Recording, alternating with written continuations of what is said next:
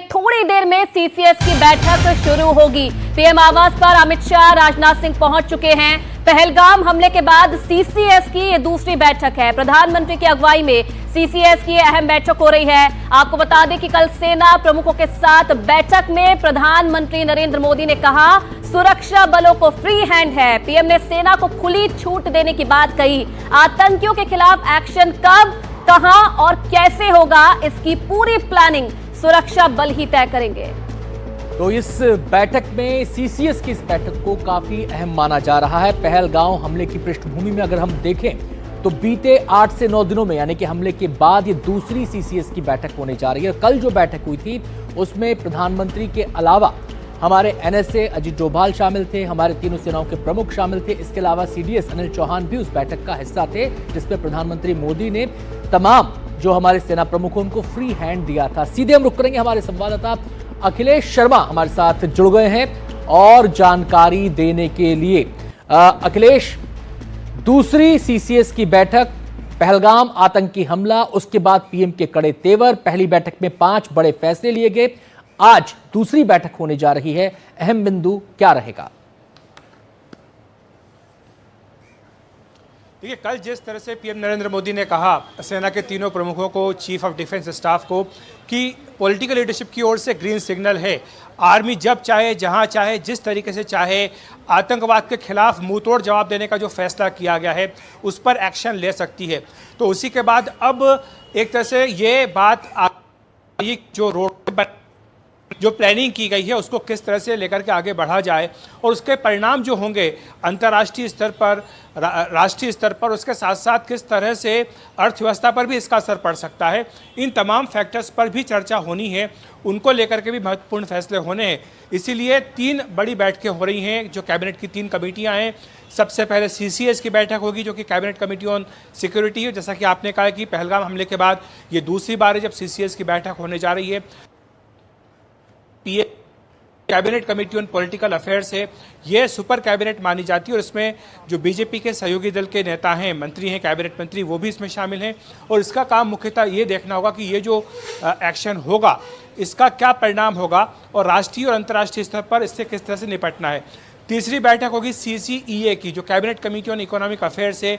उसमें जैसा मैंने कहा कि आर्थिक पहलू को भी ध्यान में रखना होगा, क्योंकि इस वक्त जो अंतर्राष्ट्रीय स्तर पर माहौल चल रहा है, जब से ट्रंप ने टैरिफ वॉर शुरू किया उससे कई सारी चीज़ें बदली हैं। और अगर भारत और पाकिस्तान के बीच तनाव कोई नया मोड़ लेता है तो दक्षिण एशिया में उसका क्या असर होगा, इस पर भी एक कॉल लेनी होगी।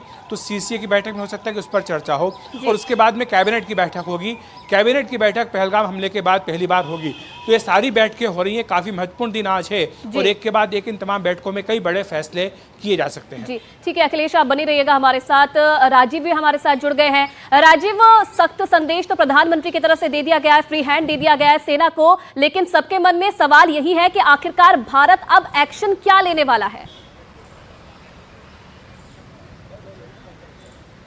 देखिए, भारत के पास कई सारे विकल्प हैं और उन्हीं विकल्पों में से भारत जो है कार्रवाई करेगा पाकिस्तान के खिलाफ। जिस तरह की मीटिंगें हो रही है और उसके बाद जिस तरह से प्रधानमंत्री बैठक हुई है, तीनों एनएसए, रक्षा मंत्री एक साथ जाते हैं। ये बड़ा रेयर होता है कि सारे लोग जो है के बाद जो सीसीएस की बैठक है यानी पाकिस्तान के खिलाफ जो है कड़ी कार्रवाई होगी, ये बिल्कुल तय है। हमला होगा, कैसे होगा, तरीका क्या होंगे, टारगेट क्या होंगे, किस तरह से पाकिस्तान को सबक सिखाया जाएगा, ये सेना को तय करना है। सेना को खुली छूट दे दी गई है। प्रधानमंत्री ये बात पहले ही कर चुके हैं कि जो पहलगाम आतंकी हमले के गुनहगार हैं या जिन्होंने साजिश रची है उनको किसी भी सूरत हाल में बख्शा नहीं जाएगा। पूरा फुल प्रूफ प्लान तैयार है।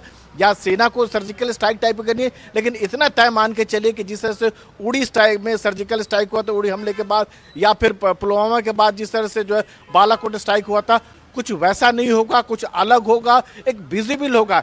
यानी जनता भी उसे देख सकेगी, भारत की ताकत को देख सकेगी और पाकिस्तान बार बार जो गलतियां करता रहता है उसको किस तरह की सबक सिखाया जाएगा ये जनता को पता लगा, बहुत ज़्यादा विजिबल होगा। यानी भारत की ताकत दुनिया देखेगी कि पाकिस्तान को किस तरह सबक सिखाया जाता है। आते हैं राजीव आपके पास। इस बीच हमारे साथ एक खास मेहमान मेजर जनरल पीके सहगल हमारे साथ जुड़ गए, रक्षा विशेषज्ञ। इसके अलावा हमारे साथ कर्नल RSN सिंह भी हमारे साथ जुड़ गए हैं, रक्षा विशेषज्ञ। दोनों का बहुत बहुत स्वागत है। सबसे पहले मैं सहगल सर का रुख यहाँ पर करना चाहूँगा।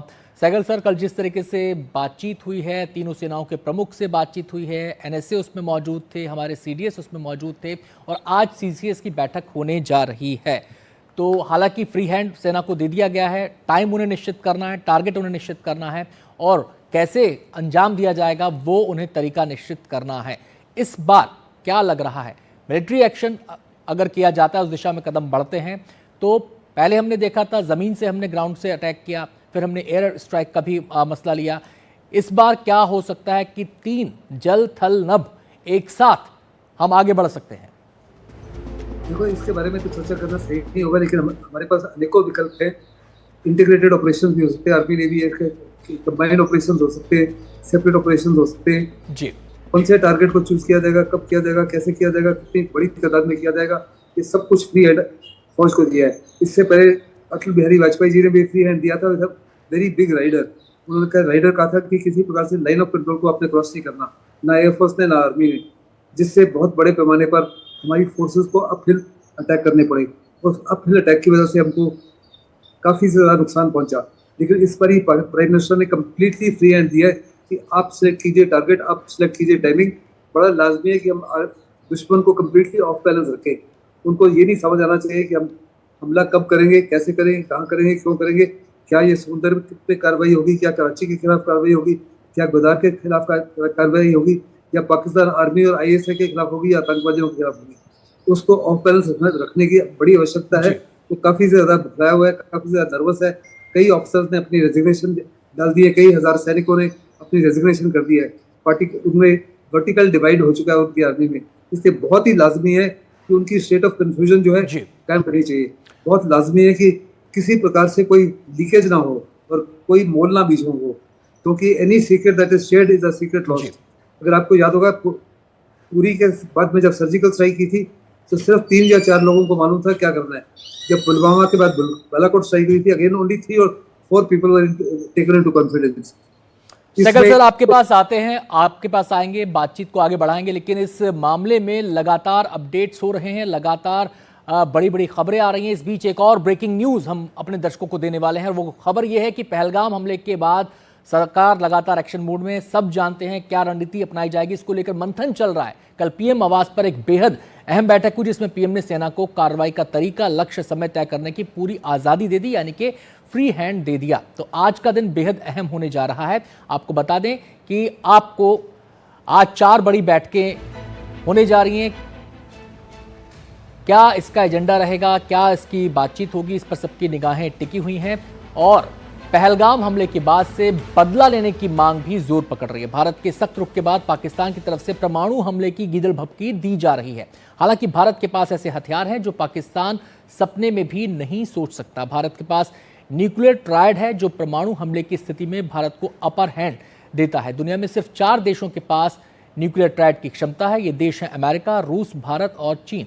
न्यूक्लियर ट्रायड की वजह से एक देश जमीन, हवा या समुद्र में परमाणु हमला कर सकता है। 3 अलग अलग तरह के हथियार होने से दुश्मन की नई तकनीक जैसे मिसाइल डिफेंस सिस्टम से भी बचा जा सकता है। तो जिस न्यूक्लियर हमले की धमकी, न्यूक्लियर हथियारों की धमकी, परमाणु हथियारों की धमकी पाकिस्तान देता है, उसके जवाब में ये चीज़ें उसे भी देख लेनी चाहिए। सीधे हम रुख करेंगे, हमारे साथ इस समय RS सिंह सर भी मौजूद हैं। सबसे सिंह साहब का यहाँ पे मैं रुख करना चाहूँगा। सर, इस न्यूक्लियर ट्रायड के बारे में बताएं, ये कैसे भारत को अपर हैंड देता है? नहीं, आपने बिल्कुल सही कहा। जो किसी भी देश जो कि तीनों माध्यम से, हवा, जल, थल और वायु से क्षमता रखता हो न्यूक्लियर वेपन्स की डिलीवरी को, उसी को न्यूक्लियर ट्रायड कहते हैं। और जल के लिए न्यूक्लियर सबमरीन्स की आवश्यकता होती है, जो कि हमारे पास है। उसकी सर्वाइवेबिलिटी होती है, उसको डिटेक्ट करना बहुत मुश्किल है। तो हमारा मतलब हम दुनिया के कुछ चंद देशों, गिने चुने देशों में जो कि जिनके पास ये न्यूक्लियर ट्रायड है। तो ये सारी चीजें हमारे जो एडवर्सरी या एनिमी वाले जो एनिमी देश हैं उनको ये फैक्टर करके चलना होगा। ये हमारी एक बहुत बड़ी उपलब्धि है। कई दशकों से इस पर काम हो रहा है और हमारे कुछ स्ट्रैटेजिक पार्टनरशिप्स भी हैं जो कि हमको ये ट्रायड का जो प्रोफाइल है वो उन्होंने भी उसको मेंटेन करने में उन्होंने हमारी काफ़ी मदद की है। पाकिस्तान के पास ऐसा कुछ नहीं है। दूसरी चीज़ और आपको मैं बता दूं कि हम अरेबियन सी में तो सक्रिय हैं ही जी। हम पूरे इंडियन ओशन में सक्रिय हैं, हम बे ऑफ बंगाल में भी सक्रिय हैं। तो बे ऑफ बंगाल में सक्रिय होने का ये है कि हमारे जो ये ट्रायड के जो जल के जो स्ट्रैटेजिक एसेट्स हैं उनका इनहेरेंट हमको प्रोटेक्शन मिल जाता है और जो कि पाकिस्तान के पास वो नहीं है।